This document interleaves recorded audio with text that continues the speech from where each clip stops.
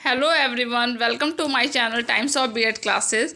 CTET का 2021 का paper है, पेपर सेकंड हिंदी पेडागोजी का 15 क्वेश्चन हम सॉल्व करेंगे और हिंदी पेडागोजी में एक अपनी अंडरस्टैंडिंग, एक समझ बनाने का प्रयास करेंगे।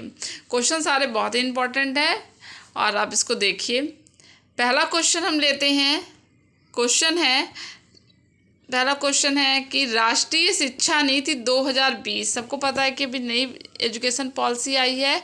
2020 में शास्त्रीय भाषा के अध्ययन को किस रूप में अनुमोदित करती है? 2020 की शिक्षा नीति की बात कही गई है, तो यह है एक अतिरिक्त विकल्प के रूप में। राष्ट्रीय शिक्षा नीति 2020 शास्त्रीय भाषा के अध्ययन को एक अतिरिक्त विकल्प के रूप में अनुमोदित करती है। नेक्स्ट क्वेश्चन है जो बहुत ही सामान्य क्वेश्चन है। भारतीय संविधान की 8वीं अनुसूची में कितनी भाषाएं दर्ज की गई हैं? आप सभी इससे परिचित हैं कि 22 भाषाएं किस में हैं? 22 भाषाएं हैं 8वीं अनुसूची में हैं।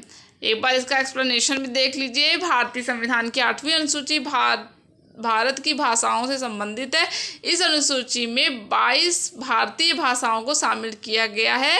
इसके बाद सिंधी भाषा को 21वां संविधान संशोधन अधिनियम 1967 में, कोंकणी भाषा, मणिपुरी भाषा और नेपाली भाषा को 71वां संविधान संशोधन अधिनियम 1992 द्वारा जोड़ा गया है। हाल ही में 92वां संविधान संशोधन अधिनियम 2003 में बोडो भाषा, डोगरी भाषा, मैथिली भाषा और संताली भाषा को शामिल किया गया है। नेक्स्ट क्वेश्चन लेंगे। उत्पादक शब्द संपदा क्या है? उत्पादक शब्द संपदा क्या है? पहला है वे शब्द जिन्हें हम लेखन तथा वाचन के लिए प्रयोग करते हैं। सेकंड ऑप्शन है वे शब्द हैं जिन्हें हम जब कोई उन्हें बोलता है या बोलती है तब पहचानते हैं, यानी जब उसका उत्पादन होता है। उत्पादन कब होगा किसी भाषा का? जब हम उसे कोई बोलेगा तब उसका भाषा का क्या होगा? उत्पादन होगा। तो सेकंड आंसर इज राइट है इसका। उत्पादक शब्द संपदा वे है जिन्हें हम जब कोई बोलता है या बोलती है तो हम पहचानते हैं। नेक्स्ट क्वेश्चन है एक कक्षा कक्ष में विभिन्न साधनों जैसे दीवार पर कक्षा पुस्तकालय श्रव्य दृश्य के द्वारा शिक्षार्थियों को भाषा पर ध्यान देने के अवसर दिए जाते हैं। यानी कि आप कभी कभी देखेंगे स्कूल में जाइए तो आपको वॉल पे बहुत सी चीज़ें लिखी मिलती हैं, या फिर आप लाइब्रेरी में जाइए जिससे कि आप कान से और देख के चीज़ों को सीख पाएँ। तो इसको क्या कहेंगे? इसको कहते हैं निवेश समृद्ध परिवेश, यानी ऐसे परिवेश में निवेश करना जिससे हमारा ज्ञान यानी कि हम सीखें, इसलिए उसको कहते हैं निवेश समृद्धि परिवेश। नेक्स्ट क्वेश्चन है निम्नलिखित में से कौन सा एक्स्ट्रा पोलेटिव किसी के स्थान पर स्वयं को रखना लेखन कार्य है? एक्स्ट्रापोलेटिव का मतलब होता है कि किसी के स्थान पर अपने आप को रख के आप कोई चीज़ लिख रहे हैं, उसी को कहते हैं एक्स्ट्रापोलेटिव। तो पहला ऑप्शन दिया गया है कल्पना कीजिए कि आप कहानी में एक लड़का है अपने मित्र को पत्र लिखकर अपनी उस यात्रा के अनुभव का वर्णन कर रहे हैं। तो ये नहीं हो सकता है। नागपुर जाने के लिए रेलवे टिकट का आरक्षण प्रपत्र भरना, इसमें आप क्या किसी की जगह पर आप अपने आप को नहीं रख पा रहे हैं। फिर है जितनी बार संभव उतनी बार कविता को पढ़ना या कविता का सार लिखना, आप नहीं रख पा रहे हैं। डी दिया है पेड़ की आत्मकथा लिखना, यानी कि आप पेड़ की जो फीलिंग, अपने को पेड़ की जगह रख रहे हैं और फिर आप उसकी फीलिंग लिख रहे हैं, इसी को कहते हैं एक्स्ट्रापोलेटिव। तो दिस इज राइट आंसर, एक्स्ट्रापोलेटिव, पेड़ की आत्मकथा लिखना। नेक्स्ट क्वेश्चन लेंगे। क्वेश्चन है लेखक का कौन सा उपागम लेखन के द्वारा लिखना सीखने को स्पष्ट कर सकता है? पहला है उत्पाद उपागम, जब कोई बोलता है तब।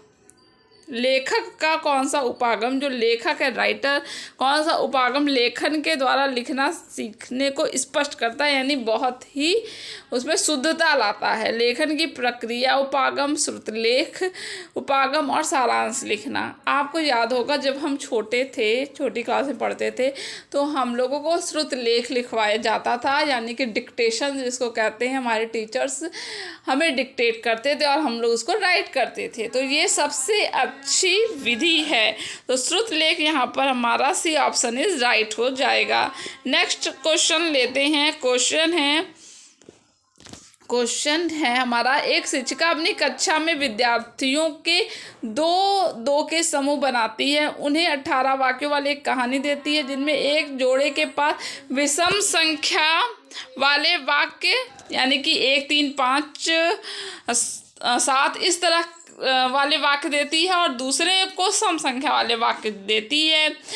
फिर विद्यार्थियों को जोड़े में एक दूसरे को वाक्य पढ़कर सुनाया जाता है, यानी एक सम संख्या वाला बोलता है, एक विषम संख्या वाला बोलता है। इसमें श्रवण, वाचन, पठन तथा लेखन सम्मिलित है।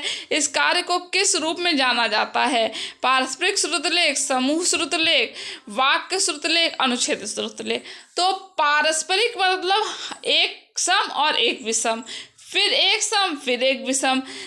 तो ये समूह श्रुतलेख नहीं है, ना कि वाक्य श्रुतलेख है, ना ही अनुच्छेद श्रुतलेख।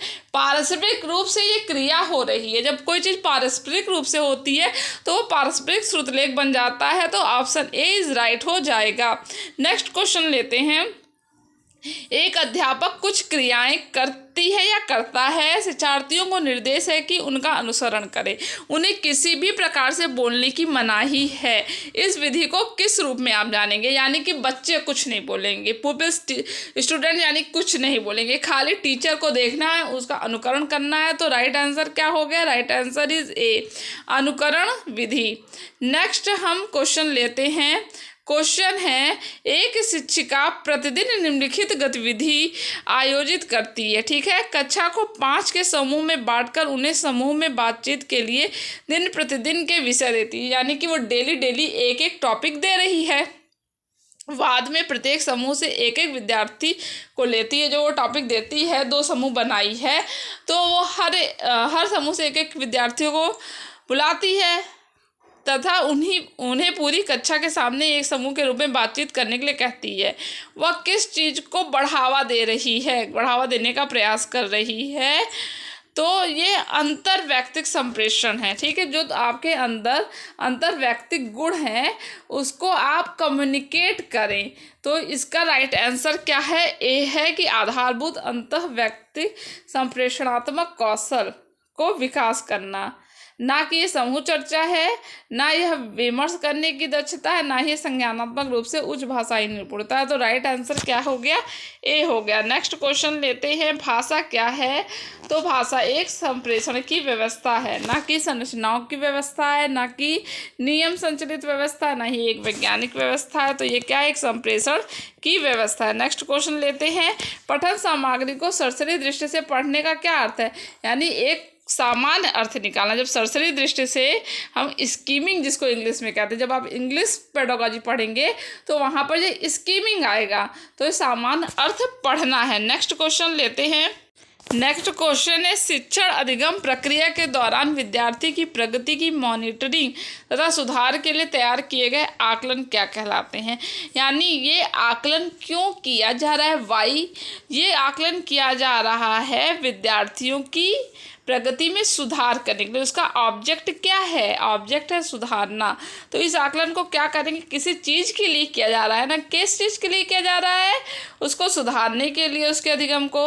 तो ये अधिगम के लिए आकलन है। जब हम किसी चीज़ को सुधारेंगे उस लिए हम असेसमेंट कर रहे हैं, आकलन कर रहे हैं। तो शिक्षार्थियों का आकलन सिर्फ नहीं कहा जाएगा, ना ही वह अधिगम का तुमने क्या क्या लर्निंग की है इसका भी आकलन सिर्फ नहीं कहा जा सकता। अधिगम के रूप में आकलन नहीं कहा जा सकता, क्योंकि वो किसी पर्पस के लिए कर रहे हैं। इसलिए पर्पस क्या था? अधिगम के लिए आकलन, असेसमेंट जो है अधिगम के लिए, लर्निंग के लिए। तो B answer is right. Next question लेते हैं।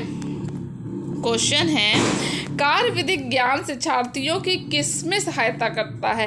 कार्य विधिक मतलब जो हमारा ज्ञान है वो कार्य करने के लिए जो ज्ञान है शिक्षार्थियों की किस में सहायता करेगा? भाषा के रूप में ज्ञान सीखने के लिए सिर्फ कार्य विधिक ज्ञान मतलब कार्य है और विधिक रूप से उसको करना।